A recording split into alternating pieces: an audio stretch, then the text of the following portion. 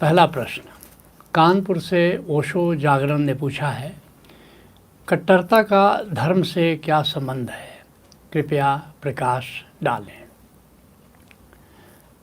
आइए जानते हैं धर्म क्या है, अध्यात्म क्या है, कट्टरता क्या है और फिर जानेंगे कि कट्टरता का संबंध किससे है। पहले शुरू करते हैं, धर्म क्या है? धर्म के कितने आयाम हैं? हमारा उद्देश्य परिभाषा देना नहीं है, धर्म को समझना है। धर्म के कई आयाम हैं, जैसे धर्म पूजा की पद्धति है, कैसे हम इबादत करते हैं, कैसे पूजा पाठ करते हैं। अलग अलग धर्मों में अलग अलग तरीका है इबादत का। जैसे आप हिंदू हैं तो मंदिर जाते हैं, यज्ञ करते हैं, हवन करते हैं। अगर आप मुसलमान हैं तो मस्जिद जाते हैं, नमाज़ पढ़ते हैं, अजान देते हैं। अगर आप ईसाई हैं तो चर्च में जाते हैं, अपने ढंग से इबादत करते हैं, गुरुद्वारा जाते हैं। अगर आप सिख हैं तो जिस धर्म में आप पैदा हुए हैं, आपके माता पिता जिस धर्म को मानते हैं, उसके अनुसार कुछ पूजा पद्धति होती है और वह पूजा पद्धति आप भी करने जाते हैं, जिसके लिए मलूक दास कहते हैं, पहला पद है देई देवा। जब भी आप धर्म की यात्रा पर चलते हैं और धर्म से आगे अध्यात्म की यात्रा पर चलते हैं तो पहला कदम यही है कि जो भी देवी देवता है, मंदिर है, मस्जिद है, बस इबादत की जो पद्धति है वहाँ से आप बात शुरू करते हैं। और धर्म क्या है? धर्म मान्यता है। हर धर्म की कुछ मान्यताएं होती हैं। धर्म आस्था है, आपका विश्वास है, कुछ चीज़ों पर आप विश्वास करते हैं, आपके माता पिता, आपका समाज इस पर विश्वास करता है, आप भी बचपन से उसको देखते हैं, सुनते हैं, करते हैं और आप भी वैसा ही विश्वास करने लगते हैं। इसलिए किसी शायर ने कहा है, जब कि पूजा भाव उमड़ा, पूछ मत आराध्य कैसा, मृत्तिका के पिंड से कह दे कि तू भगवान बन जा, जान कर अनजान बन जा।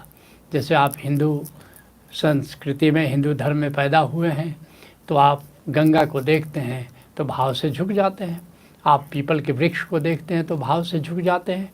और यहाँ तो भाव में इतने लोग जीते हैं कि पत्थर को भी भगवान मान करके उसकी पूजा आराधना करते हैं और इसमें कोई खराबी नहीं है। ठीक है, अपनी अपनी श्रद्धा है, अपनी अपनी आस्था है, अपना अपना विश्वास है। धर्म का ऐसे ही संस्कृति है, हर धर्म की अपनी संस्कृति होती है, रीति रिवाज होता है और उस रीति रिवाज के अनुसार वह धर्म फलता है, फूलता है। जैसे जनेऊ संस्कार है अगर आप हिंदू हैं, विवाह संस्कार का अपना तरीका है। अगर आप मुसलमान हैं तो खतना का रिवाज है वहाँ पर। तो अपने अपने रीति रिवाज विकसित हो जाते हैं, उसका पालन हम करते हैं। जैसे हर धर्म में पाप पुण्य की अपनी अपनी धारणाएं हैं, नैतिकता और अनैतिकता की अपनी अपनी धारणाएं हैं। तो अलग अलग तरह की संस्कृतियाँ, रीति रिवाज, यह भी, इससे भी धर्म की पहचान बनती है। इस पर साहिर लुधियानवी ने बड़ा सुंदर एक गीत लिखा है, संसार से भागे फिरते हो, भगवान को तुम क्या पाओगे। ये पाप है क्या, ये पुण्य है क्या, ये रीतों पर धर्म की मोहरें हैं। हर युग में बदलते धर्मों पर कैसे आदर्श बनाओगे, संसार से भागे फिरते हो, भगवान को क्या तुम पाओगे। लेकिन ये रीति रिवाज, यह भी बड़ा मुख्य आयाम है धर्म का। वैसे ही हर धर्म में कुछ ग्रंथ होते हैं, उसका पठन पाठन होता है, उसका पाठ होता है और उसका अपना महत्व है। जैसे आप हिंदू हो तो वेद पाठ करते हो, गीता पढ़ते हो, रामायण पढ़ते हो। अगर आप मुसलमान हो तो कुरान पढ़ते हो, हदीस पढ़ते हो। अगर आप क्रिश्चियन हो तो बाइबल का पाठ करते हो। तो हर धर्म में धर्म ग्रंथ की मान्यता है। अगर आप सिख हो तो गुरु ग्रंथ साहब का पाठ करते हो। तो यह भी धर्म का एक मुख्य आयाम है। ऐसे ही हर धर्म में कथा पुराण है, अपनी अपनी कथाएं हैं। बड़े लोगों की, युग पुरुषों की, उस धर्म से जुड़े हुए जो महान विभूतियाँ हैं उनसे संबंधित कुछ कथाएँ होती हैं और उन कथाओं की चर्चा, उन कथाओं को कहना, ये कथा पुराण के अंतर्गत आ जाता है।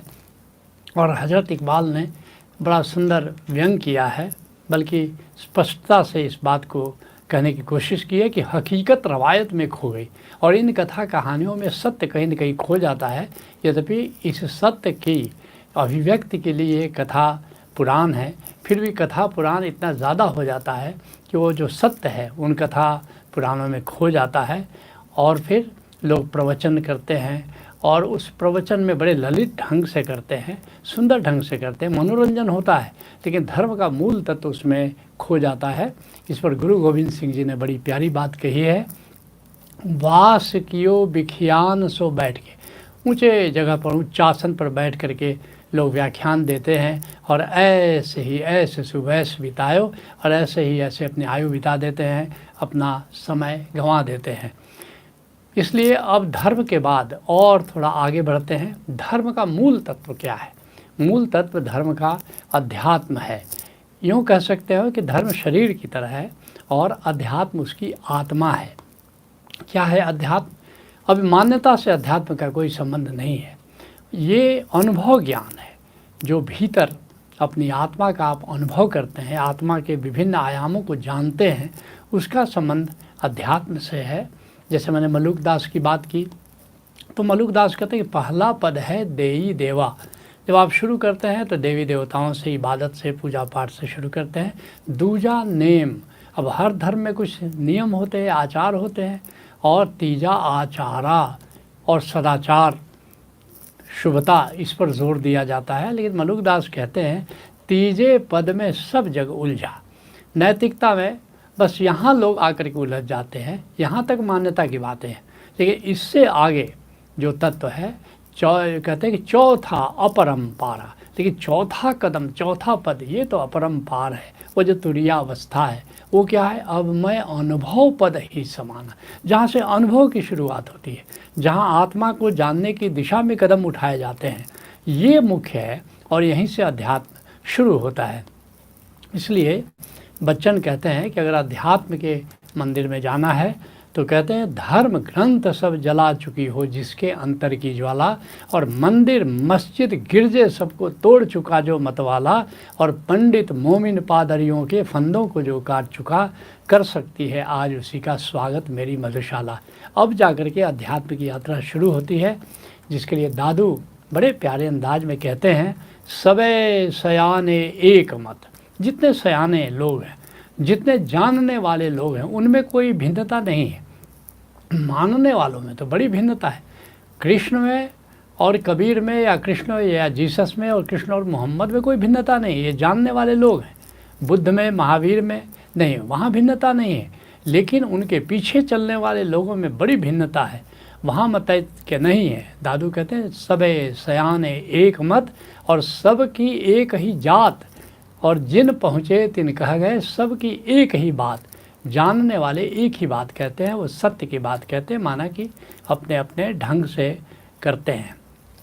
तब अब जानते हैं कि फिर कट्टरता क्या है, और क्या कट्टरता से धर्म का संबंध है या कि अध्यात्म से संबंध है। तो मैं आपको कहना चाहूँगा कि कट्टरता का संबंध न तो धर्म से है और न ही अध्यात्म से है। अक्सर लोग सोचते हैं कि कट्टरता का संबंध धर्म से, बहुत लोग तो ये भी मान्यता है कि धर्म के कारण कट्टरता है। नहीं, धर्म के कारण कट्टरता नहीं है। तो फिर और अध्यात्म के कारण तो कट्टरता का सवाल ही नहीं होता। कट्टरता का संबंध केवल और केवल सिद्धांत से है, प्रिंसिपल से है, वाद से है, मत से है। और कहाँ बात गड़बड़ हो जाती है? जहाँ कोई कहता है कि एक तो सिद्धांत रखता है, जहाँ से सिद्धांत बीज तो वहीं से पड़ गया कट्टरता का।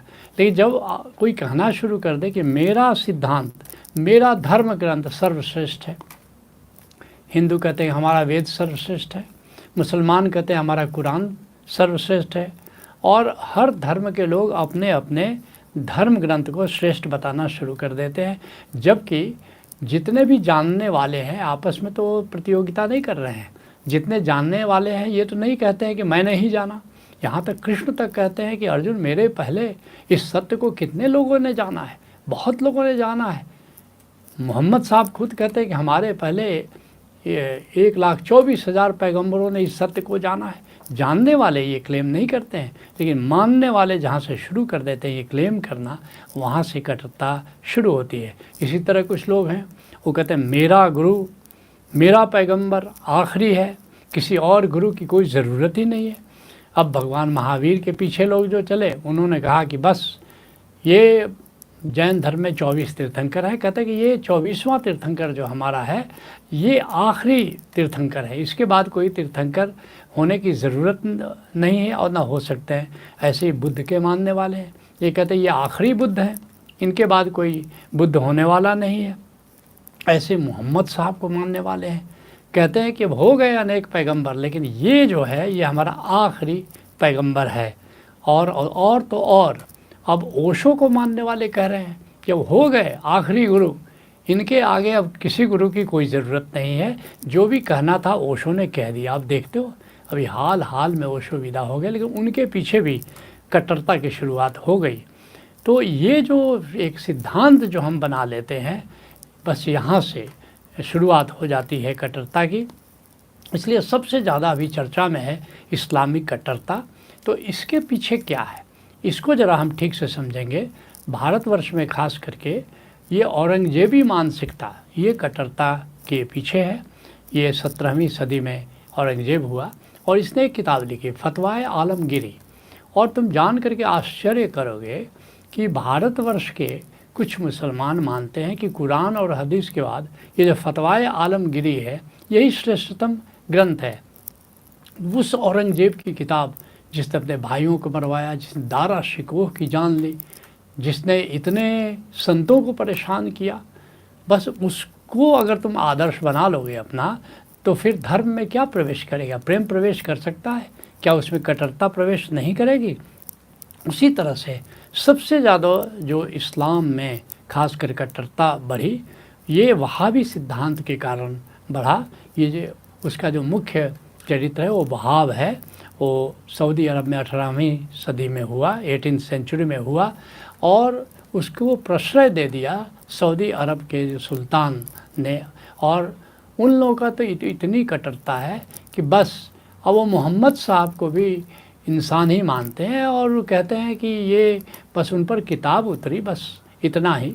मोहम्मद साहब को भी उस हाइट पर नहीं देखते हैं जिस हाइट पर उनको देखा जाना चाहिए। इसी तरह से सलाफ़ी सिद्धांत आया, 19वीं सदी में आया। अब उन लोगों ने सिद्धांत दिया कि मोहम्मद साहब जैसे रहते थे, जैसे दाढ़ी रखते थे, जैसे मूंछ रखते थे, जैसा लिबास पहनते थे, बस उसी तरह जीना ही सच्चा धर्म है। अब अनुकरण करना तो धर्म नहीं है। मगर देखोगे ये सलाफ़ी सिद्धांत आजकल जाकिर नाइक और सब लोगों की जो चर्चा है, या उसी तरह देवबंदी लोग हैं भारतवर्ष में, 19वीं सदी में इस सिद्धांत का जन्म हुआ। बड़े कट्टर लोग हैं और अधिकतर जो आतंकवादी आज हैं उनका संबंध देवबंदी से है। उसी तरह 20वीं सदी में बरेलवी सिद्धांत आया और बरेलवी सिद्धांत के लोग भी मोहम्मद साहब को मनुष्य मानते हैं, कहते हैं वो भी मनुष्य थे। असली बात खुदा है, खुदा अल्लाह, और अल्लाह को किसी और नाम से पुकारने के लिए वो तैयार नहीं। अगर तुम भगवान कह दो, परमात्मा कह दो, नहीं, वो परमात्मा नहीं। अब इस तरह की मूढ़ता का जन्म हो जाता है जब हम सिद्धांत को पकड़ लेते हैं। ऐसे ही तबलीगी सिद्धांत है, 1926 में इसकी शुरुआत हुई और आज तुम देख रहे हो ये तबलीगी जमात के कारण क्या हो रहा है। इतनी कट्टरता, जितनी भी कट्टरता तुम देखते हो, इसके पीछे कोई न कोई सिद्धांत है।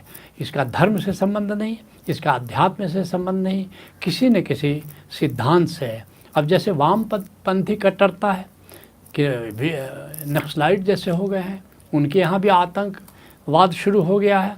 अब उसके पीछे मार्क्सवाद है। मार्क्स का मत है, कहता है धर्म अफीम की तरह है, साम्यवाद का सिद्धांत उसने दिया और ये चल करके आगे ये बदला कट्टरता में। वैसे लेनिनवाद है, वैसे माओवाद है, और इस तरह नए नए वाद आते चलते जाते हैं। और जब भी नए नए सिद्धांत आते हैं, नए नए वाद आते हैं, तब तब कट्टरता का बीज बोया जाता है। इसलिए जो भी अतिवाद है, जहाँ भी अतिवाद है, एक्सट्रीमिज्म है, जहाँ संकीर्णता है, नरोइज्म है, जहाँ अनुदारता है, कोई उदारता नहीं है, इतनी ज़्यादा जो सोच में कट्टरता है और असहिष्णुता, लोग असहिष्णु हो गए हैं, दूसरे धर्म को बर्दाश्त करने के लिए तैयार नहीं है, उदारता नहीं है और प्रतिक्रिया हो जाती है। जैसे हिंदू धर्म में कहीं भी कट्टरता के लिए कोई स्कोप ही नहीं है, लेकिन जब वो देखते हैं कि कुछ वहाबी इस तरह आतंकवाद फैला रहे हैं, तो उनके खिलाफ उनके मन में भी प्रतिक्रिया का जन्म हो जाता है। और अभी कई मंचों से हमने देखा कि कुछ संतों ने सूफ़ी गीत गाए, अब उस पर बड़ी प्रतिक्रिया हो गई कि ये क्यों राम कथा के मंच से मुरारी बापू जी क्यों कोई सूफ़ी गीत गा रहे हैं, क्यों मौला अली की बात कर रहे हैं। अब ये प्रतिक्रिया है, ये कट्टरता नहीं है, लेकिन प्रतिक्रिया आगे चल करके कब कट्टरता में बदल जाएगी इसको कोई नहीं कह सकता।